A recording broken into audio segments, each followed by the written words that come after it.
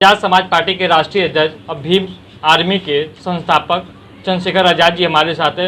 2 दिवसीय दौरे पर वाराणसी पहुंचे हैं क्या लेकर वाराणसी में कार्य करेंगे और त्रिस्तरीय पंचायत चुनाव के लिए समीक्षा बैठक भी कर रहे हैं, तो कहां अब किस तरह चुनाव लड़ेंगे, इस पर बात करेंगे। नमस्कार सर। जी नमस्कार, धन्यवाद आपका। पंचायत चुनाव है, तैयारियां सभी पार्टियों ने कर दी, आज आप समीक्षा बैठक कर रहे हैं, तो क्या है समीक्षा?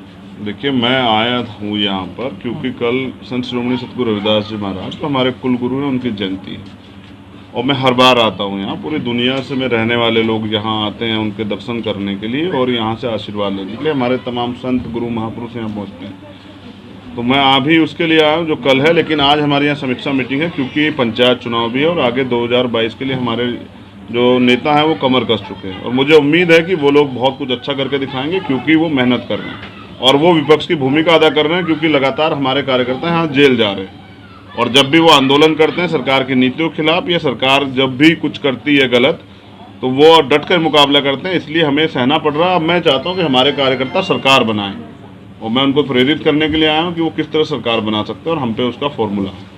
उत्तर प्रदेश की क्या स्थिति देख रहे हैं, क्योंकि जनता महंगाई से भी परेशान है, किसान आंदोलन भी चल रहा है, तो आपके नज़रिए में क्या हालत है उत्तर प्रदेश की? देखिए, पहली बात तो किसान आंदोलन पूरे देश में है, किसी भी पूरे देश का कोई कोना ऐसा जहाँ किसान आंदोलन ना कर रहे हो। महंगाई के लिए पूर्ण रूप से केंद्र सरकार जिम्मेदार है क्योंकि केंद्र सरकार जो है उसकी गलत नीतियों की वजह से देश खोखला हो चुका है। बुरा यह है कि ये सरकार किसी की तेजी नहीं, किसी वर्ग की, ना किसी जाति की, ना किसी धर्म की। जब भी इनसे सवाल किया जाता है, चाहे नौजवान रोजगार पर सवाल करें या विपक्ष के लोग या कोई आम आदमी महंगाई पर सवाल करे, तो ये धर्म की चादर ओढ़ लेते हैं, ये राष्ट्रवाद की चादर ओढ़ लेते हैं। ये मैं भी समझता हूँ और आप भी समझते हैं कि धर्म से पेट नहीं भरा जा सकता। गरीबों को रोटी चाहिए, जो बेघर हैं उनको मकान चाहिए और गरीबों को चाहिए मुक्ति महंगाई से। सरकार नहीं दे पा रही है, ना सरकार के पास कोई योजना है।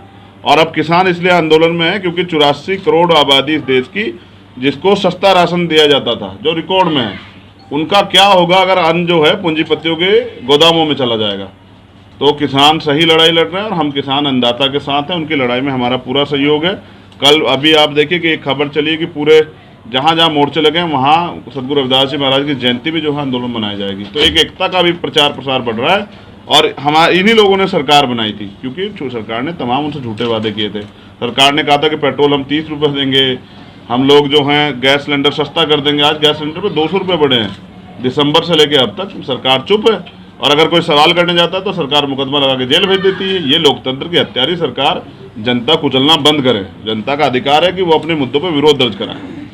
योगी सरकार कहती है कि यूपी में अपराधी अपराध छोड़ दे या यूपी छोड़ दे, लेकिन आप जहां घटना होती है आप जाते हैं तो आप लोगों पर मुकदमा दर्ज होता है, क्या कहेंगे? देखिए, पहली बात तो अपनी जान की ना परवाह करने वाले लोग मुकदमों से नहीं डरते हैं और अगर अपने प्रदेश को सुधारने के लिए उसमें विश्वास पैदा करने के लिए अगर मुकदमा भी हो जाए तो कोई दिक्कत नहीं।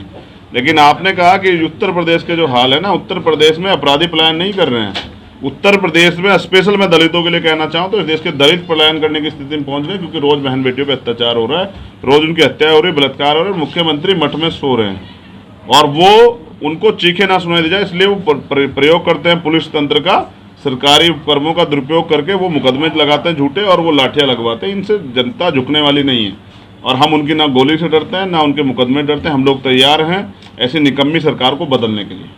किसान आंदोलन की बात करें तो आप भी गए थे वहाँ पे, क्या माहौल था, क्या कहेंगे? किसान अपनी जायज़ मांग को लेकर सड़कों पर, मैं आपके चैनल के माध्यम से बात कहना चाहता हूं, अगर हमारी सरकार आएगी हम एमएसपी की गारंटी देंगे उनको सभी फसलों पे और हम उनकी सारी मांगों के साथ खड़े हैं क्योंकि किसान बेवकूफ़ नहीं है। किसान जो लोग 60 साल से किसानी कर रहे हैं वो धरनों बैठे 80 साल के लोग।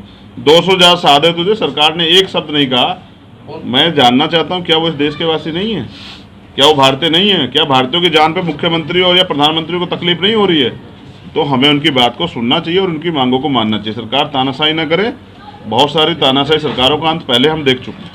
बात करें विधानसभा चुनाव 2022 की, तो किस तरह किसी पार्टी से लड़ेंगे या आप स्वयं लड़ेंगे? जरे हमारी अपनी पार्टी है, मतलब गठबंधन के साथ लड़ेंगे? गठबंधन का फैसला हमारे नेता करेंगे जो लोग उस पर ग्राउंड लेवल पर मेहनत कर रहे हैं। अगर वो ये कहते हैं कि हम लोग कमज़ोर हैं तो इस पर हम लोग ध्यान देंगे, लेकिन मुझे ऐसा लगता है कि हमारे कार्यकर्ता बहुत मजबूत हैं, उन्होंने बहुत मेहनत की है पिछले 5 साल में। लोग तो तैयारी करने के लिए अब आएंगे जब इलेक्शन डिक्लेयर होगा, लेकिन भीम आर्मी के कार्यकर्ता पिछले 5 साल से मेहनत कर रहे हैं गांव-गांव जाके, और उनको जनता का पूर्ण समर्थन है। और ये आपने उनकी रैलियों में भी देखा होगा, उनके आंदोलनों में भी। और वही जनता तो है जो वोट देगी। हम भाईचारा स्थापित करेंगे वंचित समाज में, बहुजन समाज में, और उस भाईचारे के बदौलत हम लोग सत्ता में आएंगे। हमें भरोसा है अपने ऊपर। ये थे चंद्रशेखर आजाद जी, जो उत्तर प्रदेश में 2022 के चुनाव की तैयारियों से अभी से लग चुके हैं। पंचायत चुनाव की समीक्षा बैठक कर रहे वाराणसी। सुरेंद्र गुप्ता, ITV भारत, वाराणसी।